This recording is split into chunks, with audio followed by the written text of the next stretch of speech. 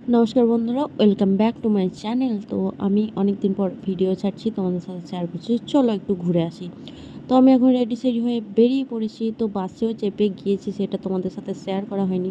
তো এটা রাতের ঘটনা, যে রাতে আমরা একটা জায়গায় দাঁড়িয়েছিলাম, রান্নাবান্না হয়েছিল। তো ওখানে রাতের খাবারটা সবাই মিলে খেয়েছিলাম। এখানে ফ্রাইড রাইস হয়েছিল, আলুর দম হয়েছিল। তো আমি কোথায় যাচ্ছি বলো তো, দেখি তোমরা বলতে পারো নাকি। তো চলো ভাটনা বকে আমি শুরু করি। তো আমরা গিয়েছি কোথায় বলো তো, দীঘা। তো আমি ফার্স্ট টাইম গেলাম, তো দীঘা যাচ্ছি আর ভিডিও করব না আর তোমাদের সাথে শেয়ার করবো না, তা বলে তো হয় না। তো দীঘা চলে এলাম, এই যে সমুদ্রের পাড়।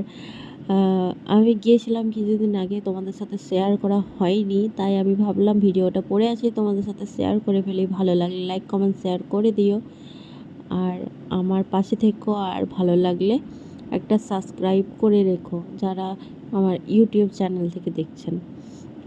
তো চলো, এখানে দেখতে পাচ্ছ একটা অদ্ভুত দৃশ্য, মানে দেখে এতটাই ভালো লাগছিল। যদিও আমার নিচে নামার খুব ইচ্ছা ছিল, কিন্তু নামতে পেলাম না। তো থাক, যখন আসবো আবার তখন নামবো, জানি না কখন আসবো। তো যাই হোক, তো এখানে কিছুক্ষণ কাটানোর পর প্রায় অনেকক্ষণই কাটালাম, যে হ্যাঁ দারুণ লাগছে দৃশ্যটা। তখন জোয়ার চলেনি, জোয়ারটা অনেক নিচে ছিল।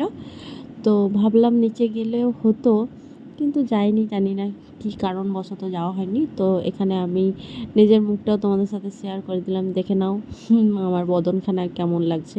তো রাস্তাতে আস্তে আস্তে এই জুতোগুলো আমার পছন্দ হয়ে গেল, যদিও এই কালারটা নিইনি, অন্য কালার নিয়েছি। তো এই যে এখানে দেখতে পাচ্ছ বেগুনি কালারে জুতো রয়েছে, তো সেটাই নিয়েছিলাম। তারপরে আবার রুমকে এসে আবার রেডি হয়ে গেলাম। কেন বলো তো, আবার আমরা যাব ঘুরতে। তো আমার গলা শুনে তোমরা কিছু মাইন্ড করো না, কারণ আমার গলার আওয়াজটা এরকমই হয়ে গেছে। তো এখানে টিফিন করে নিলাম, লুচি নিয়েছিলাম আর ঘুগনি করেছিল, ঘুগনি নিয়েছিলাম। তো এখানে খাওয়া দাওয়া প্রায় আমার, মানে এখন শুরু করিনি, যদিও শুরুর পর শেষ করব। তো যাই হোক, চলো এখানে আমরা, বলো তো এটা কি দেখা, আমি ঠিক বলতে পারছি না, আমার যদিও মনে নেই এটা কি দেখা।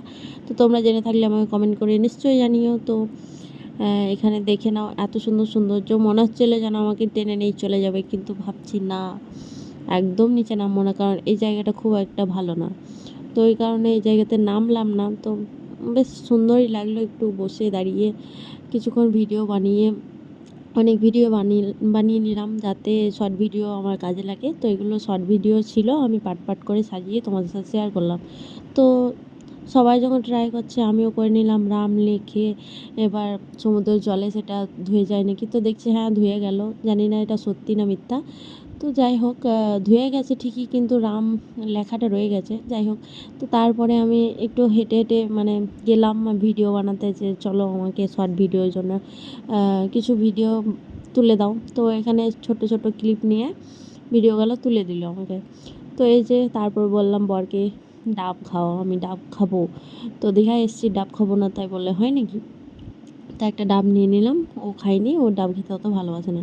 তো তারপরে চলে এলাম আমরা মাছের বাজার। এটা মাছের বাজার কোনখানে আমার ঠিক মনে নেই, যদিও গিয়েছি ওল্ড দীঘা, নিউ দীঘা, হ্যান দীঘা, ত্যান দীঘা, যাই হোক। তো ভাটনা বকে চলো।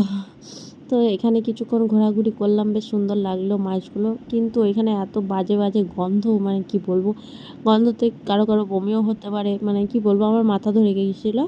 তো ওখান থেকে ভাবলাম যত তাড়াতাড়ি চলে যেতে পারো তত তাড়াতাড়ি ভালো, মঙ্গল। তো যাই হোক, এখানে অনেক মাছ দেখা হলো, ভালো লাগছিলো মোটামুটি, মানে একটা কি বলবো, মানে এই যে শুকনো শুকনো যেই মাছগুলো রয়েছে সেগুলো দেখে একটু গাটে কেমন লাগছিল, কিন্তু জানি না, অনেক সময় শুকনো মাছগুলো কিনে নিয়ে যাচ্ছে, বাড়ি নিয়ে যাচ্ছে, তো তাদের হয়তো ভালো লাগে। তো আমার খুব একটা ভালো লাগলো না, কিছু কিছু মাছ আছে ভালো লাগলো।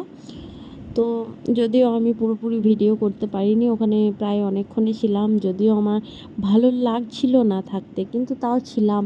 যাই হোক, তো তারপরে এখানে শুনেছিলাম যে পুরীর মন্দির হচ্ছে, তো দেখে নিলাম, পুরীর মন্দির এখনও তৈরি হয়নি, কবে হবে জানি না। তো যাই হোক, তারপরে আমরা চলে গেলাম। আমি বললাম এটা কি বলো তো, যদিও আমার ভিডিও এডিট করার সময় সব ভুলে যাই, তো তোমরা একটু কমেন্ট করে জানিও। যাই হোক, স্টার কিছু একটা ফল কী বলে আমার ঠিক মনে পড়ছে না, তোমরা জানলে কমেন্ট করে জানিয়ে দিও। তো কার কার এই ফলটা খেতে ভালো লাগে, আমার তো খুব খুব খুব ভালো লাগে, মানে কী বলবো, প্রচুর ভালো লাগে। তো তোমাদের কি এরকম ফল খেতে ভালো লাগে? ভালো লাগলে একটা কমেন্ট করে জানিয়ে দিও।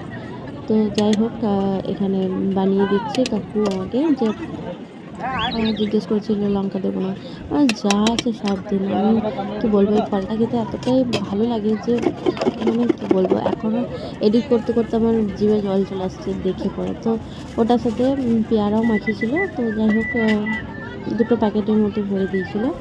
আমি আর আমার বর আর একটা দাদা, একটা যা ছিল। তো যাই হোক তারপরে এখানে চলে গেলাম। এটা কি দীঘা ঠিক বলতে পারছি না।